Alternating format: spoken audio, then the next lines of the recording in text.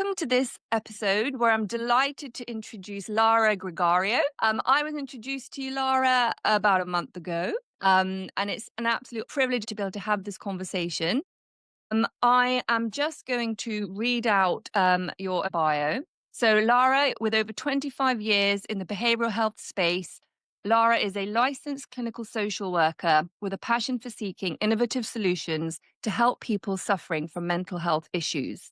She has worked in a variety of clinical settings, led state and federal legislative policy campaigns for early intervention and prevention, and has experience and skill at adapting effective clinical models into technology augmented programs to improve access to care. Wow, love that. She sits on the board of NAMI California and is currently the founder of 4C Mental Health, focusing on providing online psychoeducational classes coupled with social support to build more resilient communities around the world. Congratulations, really interesting work. So tell me a little bit about your journey and what has taken you to where you're at today. Yeah, well, thanks for having me. I'm super excited to be here. And it's been a long and winding journey. I think as many people are in the mental health field, many of us have gone through our own struggles, and that's true for me as well, having struggled with my own emotional and mental health over the years. And I think one of the things that I learned through that time is that what was so helpful for me was actually being part of a larger community and being seen and heard by others and being able to truly be honest with myself and with others about my own emotional struggles, my own vulnerability, and allowing that to be okay and to be accepted for both the things that I was challenged with as well as the things that I could give back to others. And so that became a really powerful driver for me when I started thinking about what's missing in the field of mental health and how do we make sure that everybody has access to ways in which they can heal in lots of different ways. And that can look very different for different people, depending on where they are in their journey and what they're needing. Absolutely. I mean, that holistic lens on healing, I think, is so powerful. And you use the word community and what that the instrumental role that had for you. Would you be happy to talk a little bit more about what that looked like physically in reality? How did you access that? How did you curate that? How did it unfold? Yeah, so I think there's a couple of different things, right? I think that oftentimes everybody, I think, to some extent, still believes that the number one thing you do when you're struggling is you go find a therapist. Yeah. And I am a therapist, so Yes. I can say I think that there is a time and a place for that. But I also think that the path to that can be challenging in a lot of places around the world. There aren't enough therapists to go around. Therapy is this interesting thing where, it's an hour a week, once a week, as scheduled when it's convenient for the therapist. And that leaves 167 hours per week where people don't get support. And it's also sort of missing the point that motivation is a key driver in getting help. And motivation is a key driver in behavior change. And if somebody is willing and able to start looking at themselves and wanting to do something differently, you have to capture that fleeting window of motivation. And so waiting till an appointment comes is going to be challenging. And maybe somebody doesn't need that at the time when the appointment is scheduled. And so for me, I think I had done therapy a good chunk of my life. But really where I think the healing happened was in these challenging, because the other thing I'd say is that um community is one of those things we don't know that we need until we have it. And then we're like, oh, this is what I've been needing. This is what I've been wanting. And so things have to get to a point in which you really are seeking something different in order to be willing to look at alternative options. So usually that's when some major life event happens. And that's what happened for me. So having my first baby, and suddenly it's like your whole world is turned upside down and your life is very different than what it was before. And there's nobody who can really understand that and who can go through those ups and downs and the highs and lows of what's happening in those first weeks and those first months unless they're in it too. And so for me in that moment, it was finding a parenting group. And actually, it started online. I found a parenting group online of other moms that had the same birth dates of their babies within the same trimester. And we all started actually getting together and knitting and doing different things and just Oh. know each other up until the last trimester of our pregnancy and then when our babies were born. And now 16, 17 years later, we're all still friends. And I think it's because we came together at a time when, it's a pivotal moment in life during those times. And there are other examples of that during my life in which there was a sort of a key juncture that happened and a moment that needed something more. And when you're feeling that something more, there are communities out there. There are ways to tap in to feel less alone and less isolated in that experience because it's the shared experience, I believe, that you can't necessarily get from therapy. You can't necessarily get from the people and the loved ones around you necessarily, but that you can always seek out. Absolutely. I couldn't I mean, it's so moving to hear you describe, obviously you went through a difficult time and it's a time when, there's a lot there's a lot going on there. There's your own state of mind, your own needs, physiological, biological. Your body's been through a lot, hormones, sleep. And then there's your little baby who um, turns to the mother for a sense of their security, and they need to feel seen, safe, and soothed, as Dr. Dan Siegel talks about. And equally, mum needs to feel safe, seen, and soothed. And it feels like that's what community can do. It can help us feel seen, that we're not alone in our struggles. Yeah, absolutely. I definitely think that's the case. And I think, you bring up this key point about I think so often we don't first of all, we often don't think about soothing the mom when we're trying to focus on a new baby. Mm. But I also think that that key point of allowing people to feel seen and heard in their emotions is something we tend to not do very well. And I don't think anybody ever teaches that. I was thinking leading up to this conversation about how, there's all these things that societally, I actually Googled it before we got on this call. There's all these things that parents are told we should teach our children, right? And there's things like communication, social skills, respect, values, expectations, problem solving, grit, and being able to push through hard times. These are things that actually there's a list on Google of things parents should teach their kids. Emotions is not really on there, or it's on there as like the last thing, and it says manage emotions, which to me is just so strange. It's like saying this is something we actually need to somehow smother or change or alter rather than Mm. allowing them to be. And I think Mm. one of the things that I've learned in my journey is that we really need to do a better job as a society and as parents in teaching our children how to feel, how to have emotions and how that be okay. And it's okay to feel lots of different emotions. It's okay to have big emotions. And what does that look like in that parent child relationship? And how does that shape how people experience their emotions and express their emotions over a lifetime? Absolutely. And obviously, your background, you worked as a therapist. What was the therapeutic modality I'd love to know that you used to work with? It's changed over the time over time. So, I focused a lot early on in my career. My areas of expertise were around eating disorders, which is interesting with this emotion idea because oftentimes that's one of those starts as a coping skill where people will turn to something to suppress emotions because no one's taught them how to feel them, and that they're okay to feel and that there's healthy ways to experience that.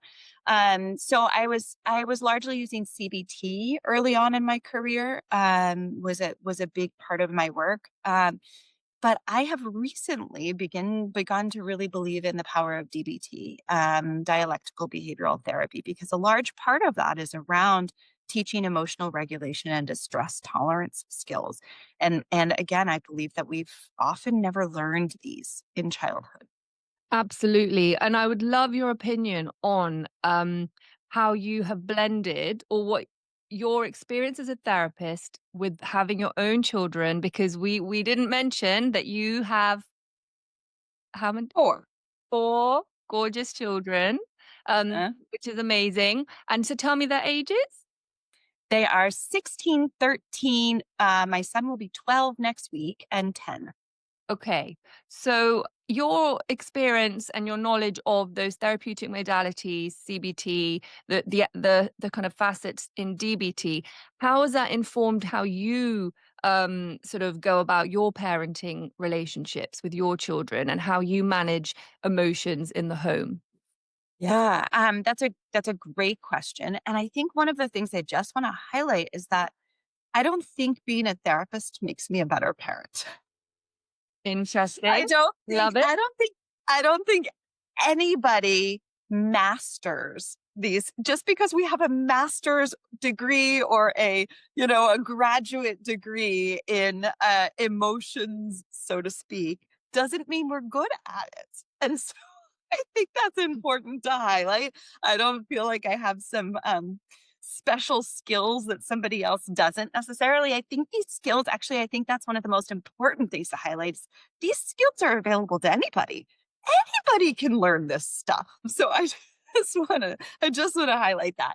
I think one of the things that I've really come to believe is that, and actually, it doesn't come from my therapist training. It comes from believe it or not, an English or literature teacher I had in high school who, while we were learning Chaucer, she said this quote that has stuck with me all these years, which is that she said, "You don't have to believe what they believed, but you have to believe that they believed it." And that sticks in my head oftentimes when I have one of my children who is Yeah. emotionally dysregulated or is having a reaction that is outsized from the situation, right? Because I don't have to agree that that emotional reaction is appropriate. I don't have to believe that that's appropriate, but they believe it is. And I have to join with them in understanding that this is really important to them, even if it's not important to me, and even if I don't understand why it's important to them. And I would say that more than my therapist training, that has been so important to me, and so important in being able to be there for my children. And I don't do it right all of the time. And I think none of us do. This isn't perfection. But I get to also talk about when I don't do it well. Because and Dan Siegel, you brought up Dan Siegel, and I think he has this amazing point and around this idea of that we shouldn't, when we tell children who are temper tantruming, they need to calm down so that we can calm down, we're making them responsible for our emotions. We're telling them that you need to control your emotions better than I control mine.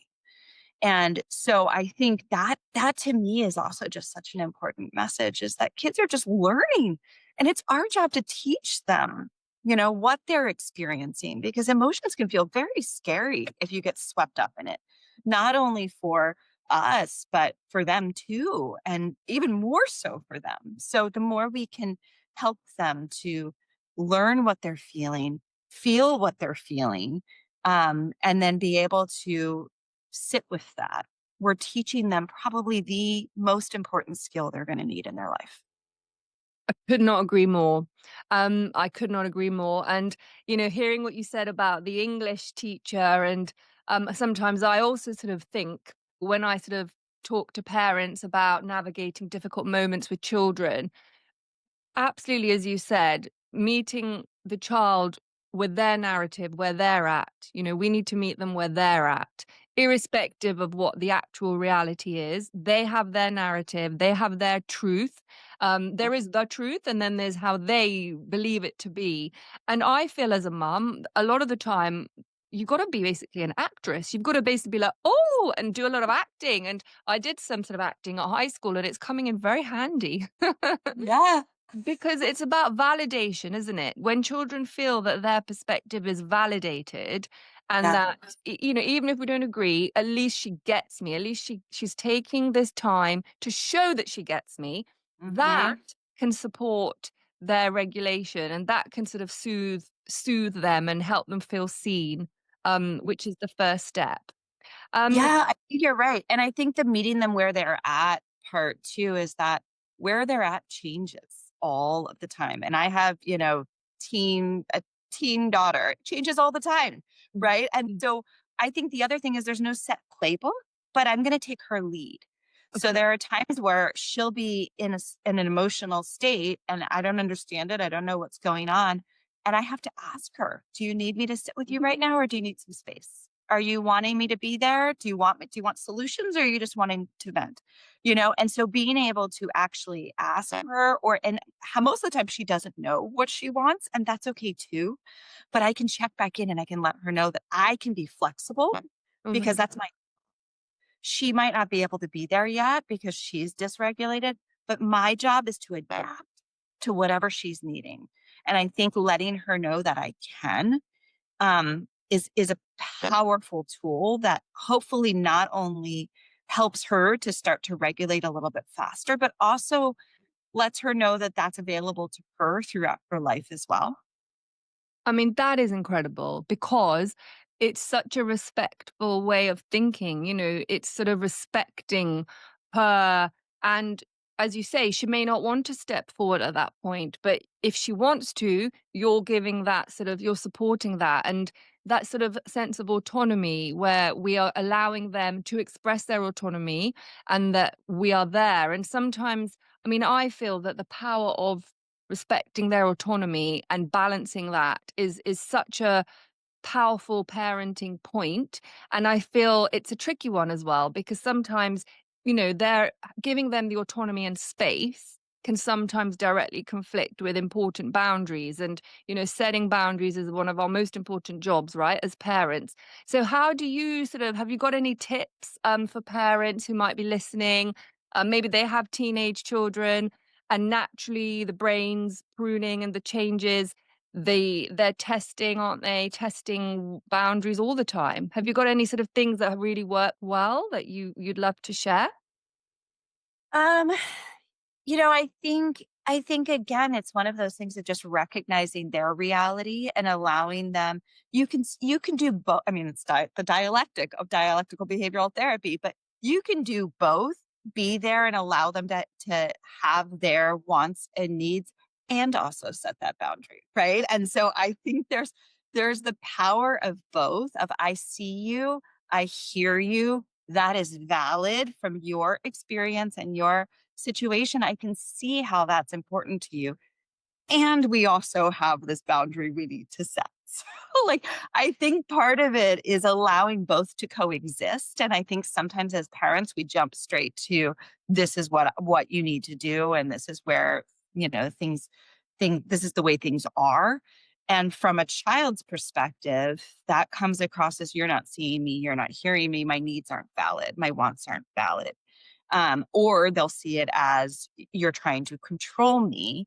And that actually can backfire over time. So I think allowing the experience to be valid and heard, it's the connection before correction. That whole model of like, Yeah. especially because if you try to correct and you're trying to set a boundary during a time when a kid is already, you've said no to something, they become emotionally dysregulated, you then try to push your boundary, they're not even hearing you at that point. So anything that you say, how many times as a parent do we say, I've said this 100 times? Well, maybe you've only said it once when they were actually in an emotional cognitive place where they could hear you. Because if once they become dysregulated or once their emotions are on driving the ship, they're not hearing anything that you say. They're cognitively incapable. It's not their fault. Our brains do this. They're cognitively completely incapable of hearing you and processing that information. So you may have said it 100 times, but they actually haven't ever heard it. So if you can get them to be regulated, to be in a calm space, and then you bring in the boundary and you have that calm conversation, they're going to process that in a different way. Could not agree more. And, I find this a really powerful piece that really every single person, every single parent, this information really should be there for everybody to know. And, I often get asked by people, and I'd love to hear what you think about what you might answer. Um, that, when I was growing up, not me, but someone might say, my parents did not facilitate my co-regulation, and they did not wait for me to calm down, and they did not even care about my cognitive openness. And here I am today, and I'm all right. For the critics of that argument, if we go in with the boundary straight away and we haven't let them calm down. Well, I mean, I think the data speaks for itself, right? The yes, people might say that they're all right, but are they really all right? And if you look at just the data around emotional suppression, I don't remember what it is off the top of my head, but it's something like 70% of people suppress their emotions. And then the data on that, on what that actually does, Yeah. in terms of, actually impacting leadership abilities, impacting the abilities to work performance is compromised, sort of just wellness and health and wellness, the impact on your body and your physical health, all of that, the way that that plays out, if you just play that story through, it's not a good ending. And then if you just look at the numbers on where we are with mental health globally, clearly there's something missing in our early education and our early sort of guidance in the world around emotions. And I think so many people are told that some emotions are okay to feel and others are not. Some are Mm. told to express them in certain ways or not express them at all. I think one of the biggest things we face is that so many of us as adults feel like we have to fix when we feel rather than just allowing ourselves to feel that. And that leads to different things like substance abuse, eating disorders, all of these other things where it's like we have to do something with this emotion Yeah.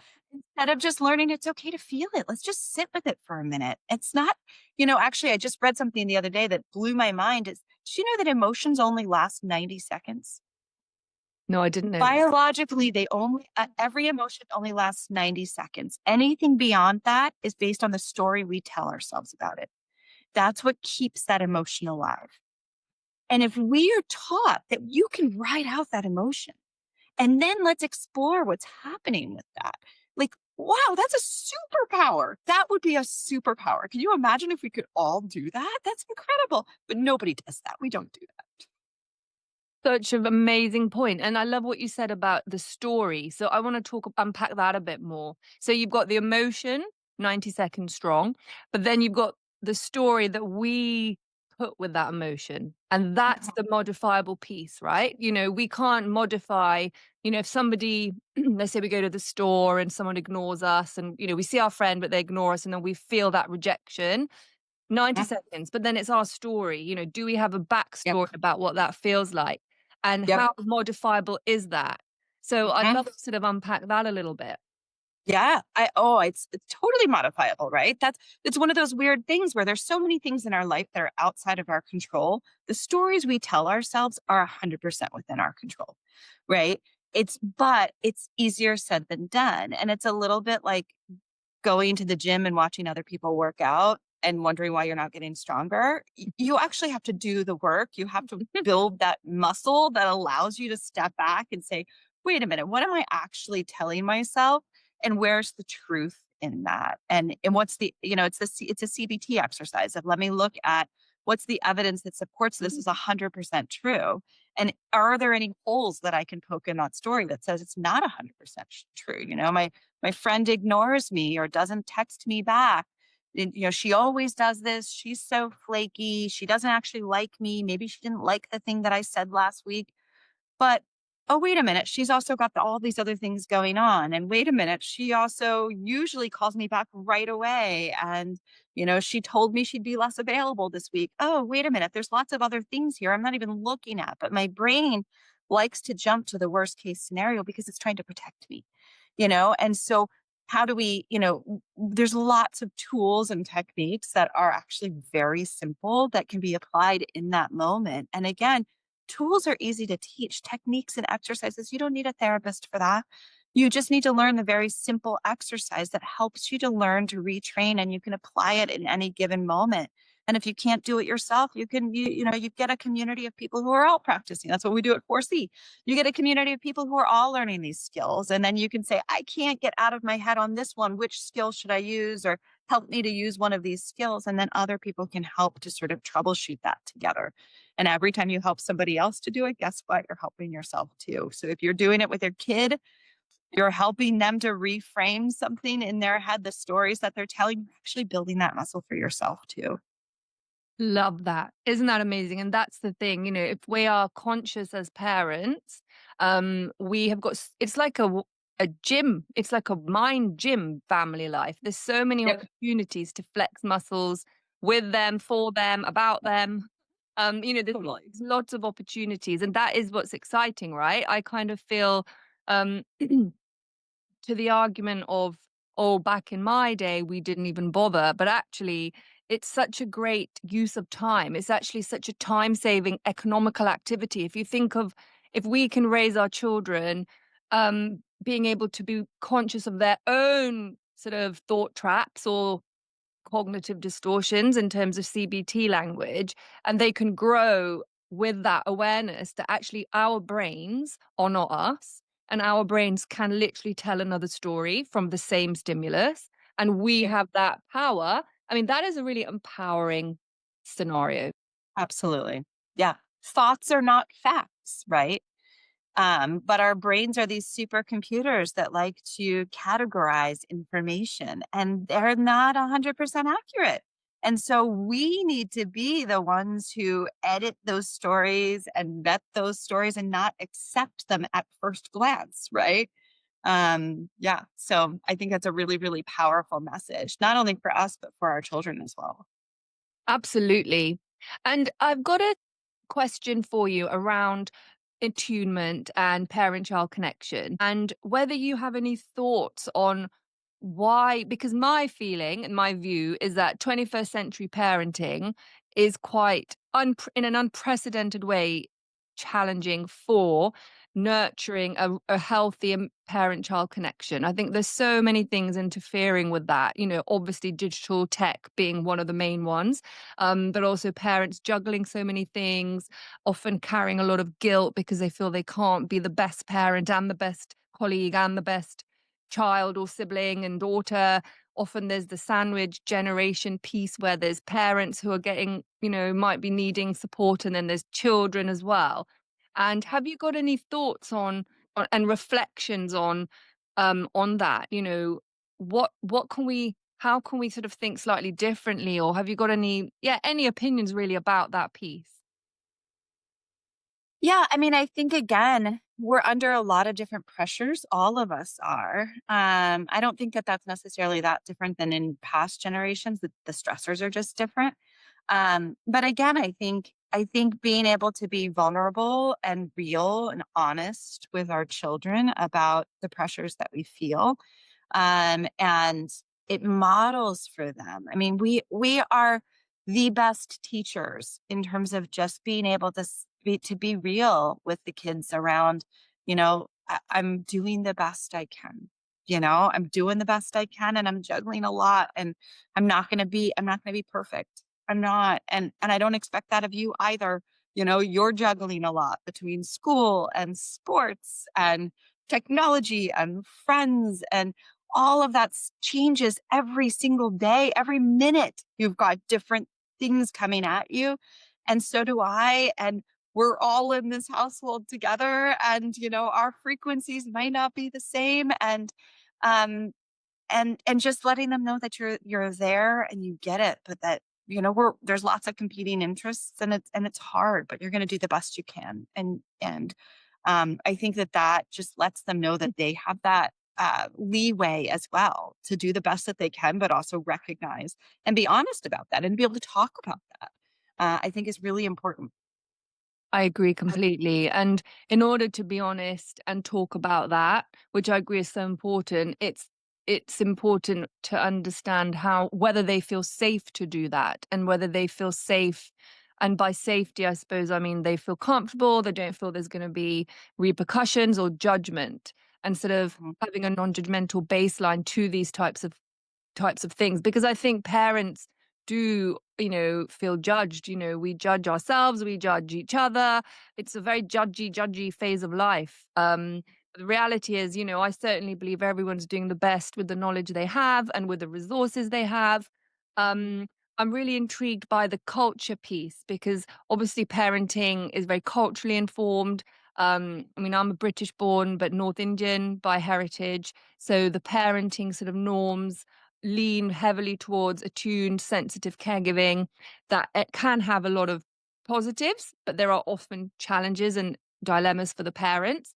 And I know that with your community, when we spoke about it last time, I was really struck by your how phenomenal the multicultural aspects and how you have lots of cultures in these communities.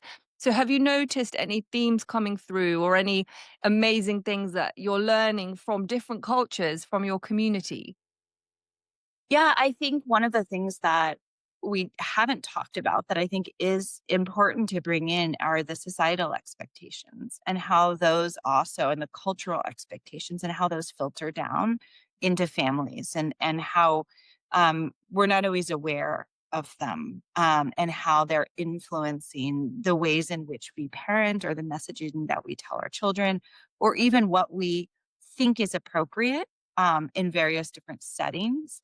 And I think when you and I talked about this before, I think one of the things you brought up, which is so important and so key, is that the neurobiology is the same. So it doesn't matter what the context is when it comes to what is happening in the brain when somebody becomes distressed. And when somebody becomes distressed and they become emotionally dysregulated and then what do we do with that? I think does get sort of, that does depend on where you are and what your cultural context is and what your family culture is around what you do with that. And I think that that's where we have an opportunity to ask ourselves, does this fit with what I want for my child? Does this fit with how I want my child to be with their emotions? Is it working for me? Does it work for me? Did I grow up in this society, in this culture? And how is my expression of emotions and my experience of emotions working for me? And being really, really honest with that. And what do you want for your children? And do you want them to feel that they can express and experience and sit with emotions no matter where they are on the spectrum of emotional, intensity? How do we give them the space to feel like that's okay and to express and experience it in a way that makes sense for them?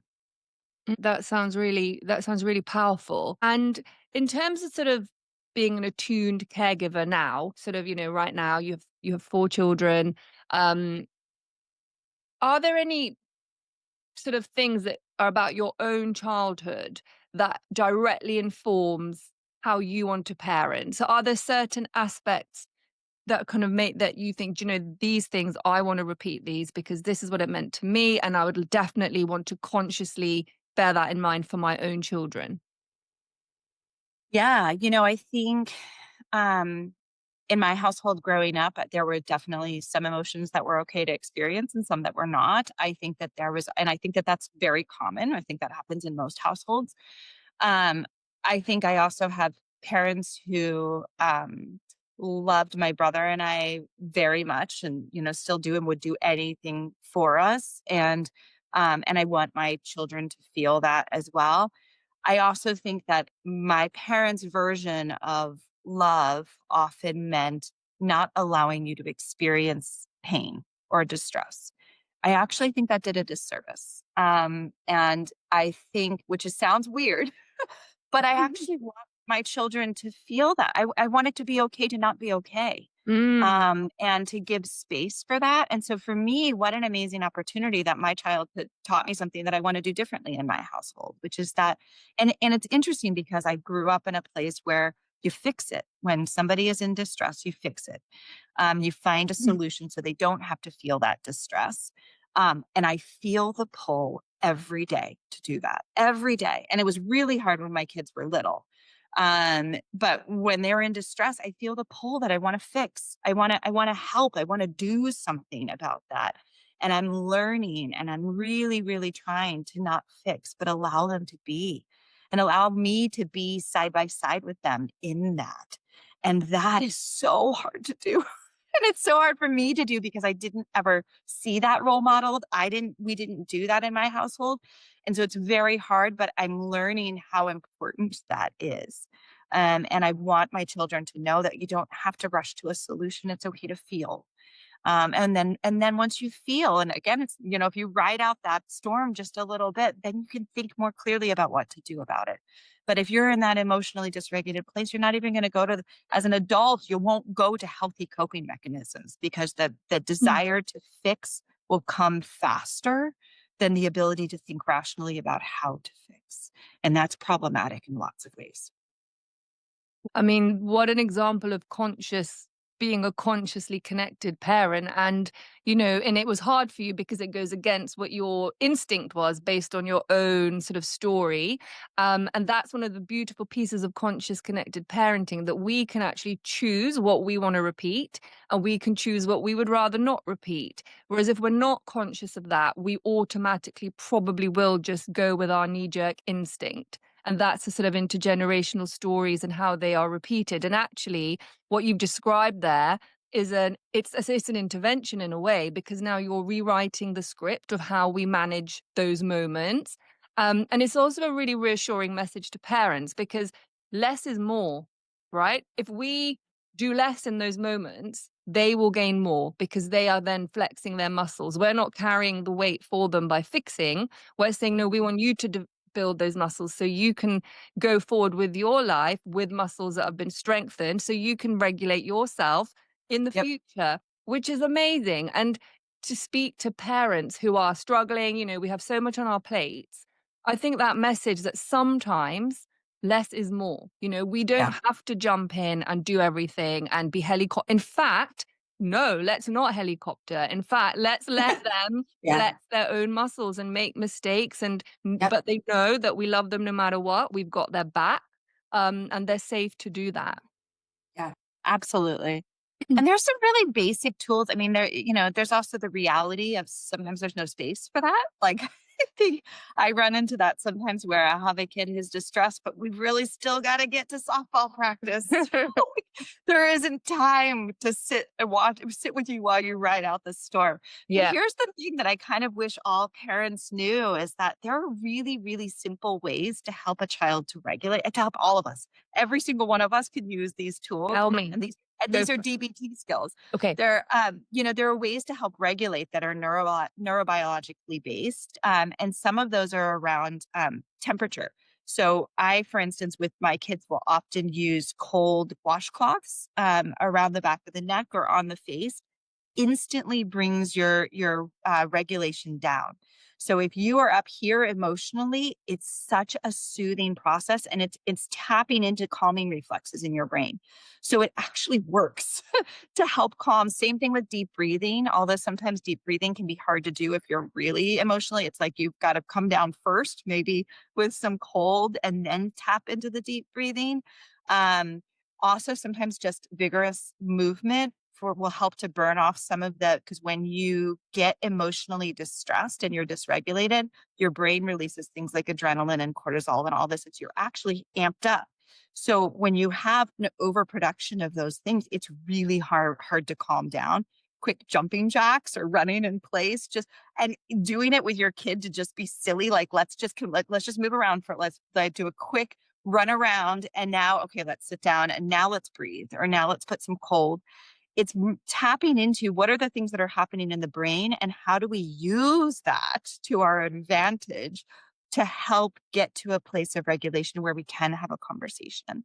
And so sometimes I actually use those little hacks. And it's like, why doesn't everybody know this? This is like, it's, you know, Let's get it out. um, yeah, yeah, absolutely. So, No, that's amazing. And I'd like to a few more questions. One is, in order for you to do what you're doing and be attuned, be conscious, not repeat things that you don't want to repeat, um, absorb that emotional energy that, children create a lot of emotional energy and there's a lot of turbulence. We as mums, dads need to also look after ourselves, right? Our own emotional well-being, our own self-care.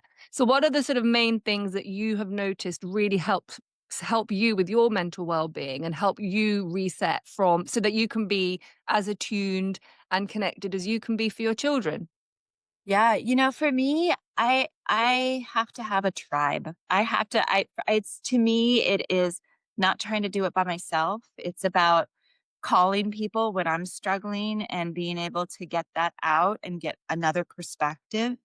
For me, it is actually being of service is really important. So actually the work that I do gives me an opportunity to be able to help others. And when I help others, especially with remembering to use these tools, guess what? It's also reinforcing it for myself. So I think all of those things have become so influential in my day-to-day life to help me. And I'm not perfect. Like there's a lot of days where I'm just not, and I'm learning. It has been a learning process for me to learn that for me, it's okay to not be okay too.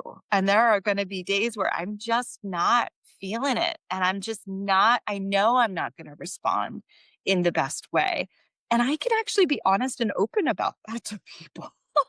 And I think there's something that takes the power out of it when I just say, I'm just off today. And there doesn't even have to be a reason, but it's okay. And like just even putting it out, like I do that even in professional circles where I'll say, you guys, Yeah, not feeling it today. And I feel like everybody can relate to that, but nobody says it. And so I'm totally. also just working with trying to be very upfront and transparent and vulnerable about that because I think it for me, it takes the power out of it. I don't feel like a victim of my emotions. I feel like I actually can be empowered in any given moment because of that.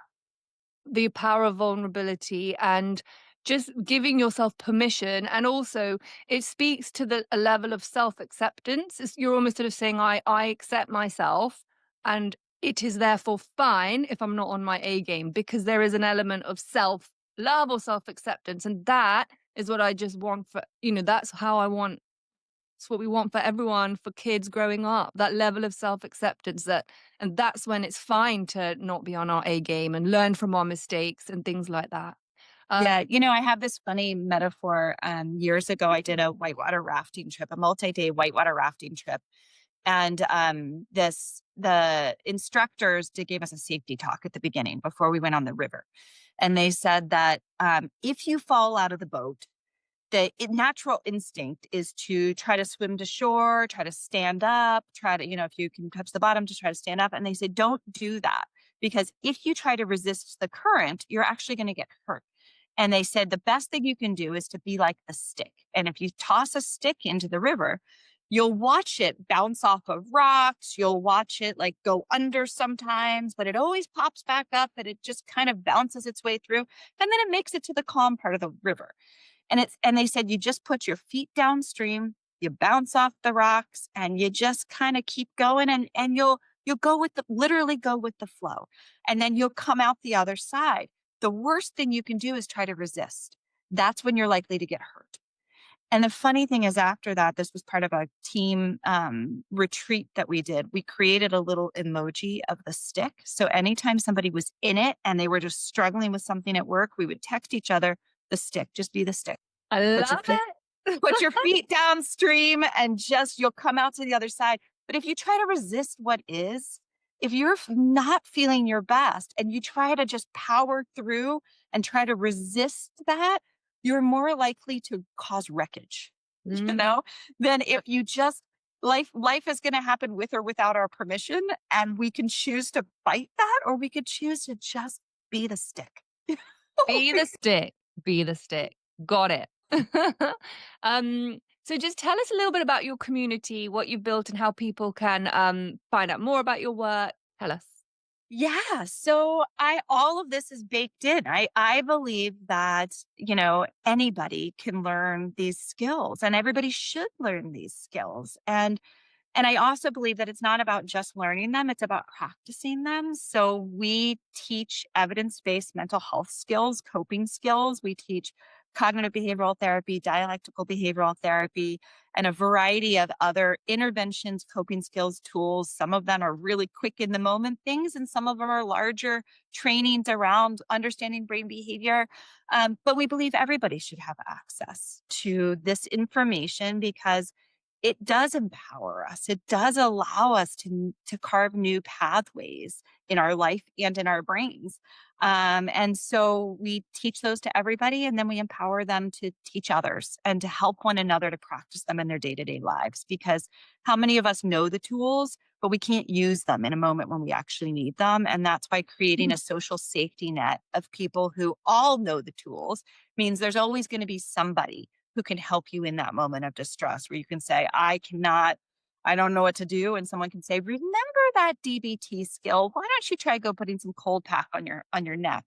And they're like, oh yeah, you're right. I couldn't think of that in the moment. But being able to create a place where people heal together using evidence-based interventions is just incredibly powerful. And we're global, so people can access us from anywhere. It's all online. Um, Anywhere. We've got people from over 90 countries and it's available online, www.4cmentalhealth.com.